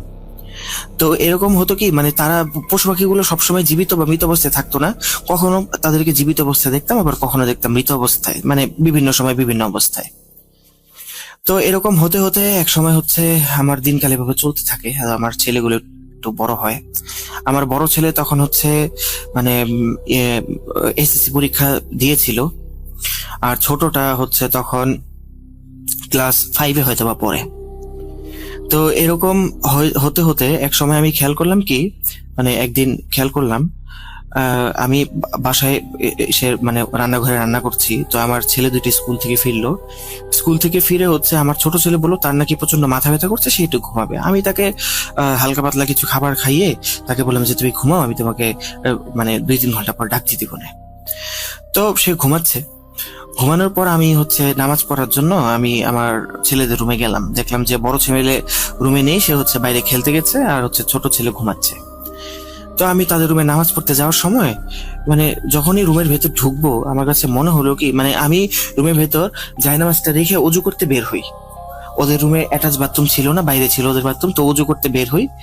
অজু করে যখন আমি রুমের মধ্যে ঢুকছি তখন আমার মনে হলো যে আমার ছেলের রুম থেকে মানে কুকুরের গড়গড় শব্দ আসছে, মানে কুকুর যেরকম গড়গড় করে শব্দ করে সেরকম একটা শব্দ আসছে।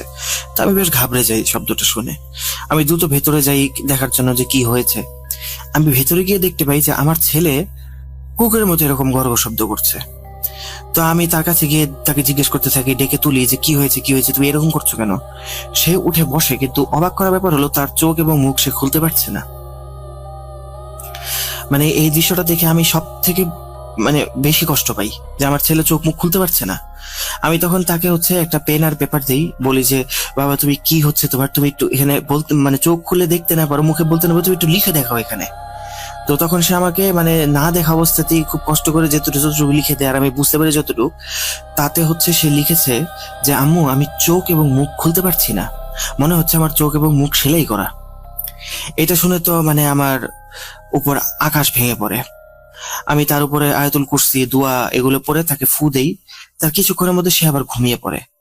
তো আমি তাকে ঘুমাতে দেখে মানে আমি কাঁদতে শুরু করে দিই এক প্রকার। আমি তাকে ঘুমাতে দেখে চিন্তা করি আবার কি হলো। তাকে আমি খুব দ্রুত ডেকে তুলি। ডেকে তোলার পর সে খুব নর্মাল ভাবে উঠে বসে, চোখ খুলছে, মুখ খুলছে। আমাকে সে জিজ্ঞেস করলো আম্মু তুমি আমাকে এত তাড়াতাড়ি ডেকে দিলা যে? আমি বললাম আমার মাথা ব্যথা করতেছে, আমি একটু ঘুমাই। তখন আমি বললাম আচ্ছা বাবা তোমার সাথে একটু কি হলো বলো তো, কি হয়েছিল তোমার? সে আমাকে বললো কিছুই তো না, আমি তো এই যে ঘুমালাম তখন, এই যে মাত্র উঠলাম, আমার সাথে তো কিছুই হয়নি। মানে তার কথা শুনে আমি মানে অবাকে শেষ পর্যায়ে পৌঁছে গেলাম যে এটা কি বললো। আমি না হয় ও চোখে ভুল দেখতে পারি, কিন্তু তার হাতের লেখা, সে যে লিখে দিল সে চোখ এবং মুখ খুলতে পারতেছে না, তার চোখ মুখ মনে হচ্ছে সেলাই করে, এটা এটা এটা তাহলে কে বললো? এটা তো সেই লিখলো। তো সেই দিনটা সেবার মতো চলে যায়। আমি প্রচন্ড ভয় পাই। আমি এছাড়াও বাবা মার সাথে আরো এই বিষয়গুলো শেয়ার করেছিলাম যে আমার বাসার নিচে হচ্ছে বাসার মেইন ডোরের সামনে হচ্ছে এরকম মৃত পশু পাখি পড়ে থাকে বা জীবিত পশু পাখির চোখ মুখ সেলাই করা অবস্থায় পড়ে থাকে। তো আম্মু তখন আমাকে বলেন যে আম্মু তখন আমাকে সাজেশন দিচ্ছেন যে তুমি আমাদের বাসায় চলে আসো, এখানে চলে আসো। কিন্তু তখন তো আমি যাইনি, কিন্তু এখন আমার ছেলের সমস্যা হচ্ছে, তাই আমি সেদিনই ব্যাগপত্র গুছিয়ে যত জিনিসপত্র আছে সব গুছিয়ে আমি আমার বাবা বাড়ি চলে যাই আমার ছেলেদেরকে নিয়ে। তো হঠাৎ করে যখন আমি বাবার বাড়িতে যাই তখন হচ্ছে আমার মা আমাকে দেখে বেশ অবাক হন যে কি ব্যাপার, তুমি কাউকে কিছু না বলে এইভাবে চলে আসলে যে? আমি তো আম্মুকে তখনও কিছু বলিনি যে আমার সমস্যা কি। আমি তো তাকে শুধু বললাম যে এমনি ওখানে একা থাকতে ভালো লাগতেছিল না, তাই হচ্ছে তোমার এখানে চলে আসলাম, কিছুদিন থেকে যাই। কিন্তু আমার যার যাওয়ার নিয়ত নেই এটা আমি তখন আম্মুকে বলিনি। তো কিছুদিন এভাবে থাকতে থাকতে ওই বাসায় যাওয়ার পর আবার আশ্চর্য আরেকটা ঘটনা শুরু হয়। সেটা হচ্ছে আমার বড় ছেলের সাথে। আমার বড় ছেলের মধ্যে কিছু অস্বাভাবিক জিনিস আমি লক্ষ্য করতে থাকি। আমি দেখি যে তার কোনো কিছুতে মনোযোগ নেই। মানে আমার বড় ছেলেটা না খেলতে খুব পছন্দ করতো, প্রত্যেকদিন বাইরে গিয়ে তার খেলতেই হবে এরকম অবস্থা ছিল। কিন্তু সে একদম চুপচাপ হয়ে যায়। আর হচ্ছে সে মানে দেখা যায় যে যেকোনো একটা জিনিসের দিকে খুব মনোযোগ দিয়ে তাকিয়েছে ঘন্টার পর ঘন্টা। মানে তাকে নাড়ানোর চেষ্টা করলেও সে নড়ে না, তার সাথে কথা বললে সে কোনো আনসার দেয় না, খেতে ডাকলে খাইতে আসে না, শুধু একটা জিনিসের দিকে অপলক তাকিয়ে থাকে। ওই জিনিসটার সামনে গিয়ে যখন দাঁড়ায় তারপরেও মনে হচ্ছে সে আমার ভেতর দিয়ে ওই জিনিসটা দেখতে পাচ্ছে, এরকম সে তাকিয়েই থাকে অপলক। আর হচ্ছে সে মানে একদম ঘুমাতো না, সারা রাত জেগে জেগে কি জানি দেখতো। আর কখনো কখনো যখন ঘুমাতো তখন যে 3-4 দিন টানা ঘুমাচ্ছে, ঘুম থেকেই উঠতো না।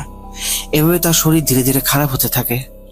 আমি তখন হচ্ছে মানে যখন দেখতাম যে সে এরকম করছে আর ঘুম মাঝে মাঝে খারাপ শব্দ থেকে ঘুম থেকে জেগে উঠতো, এরকম করতো সে।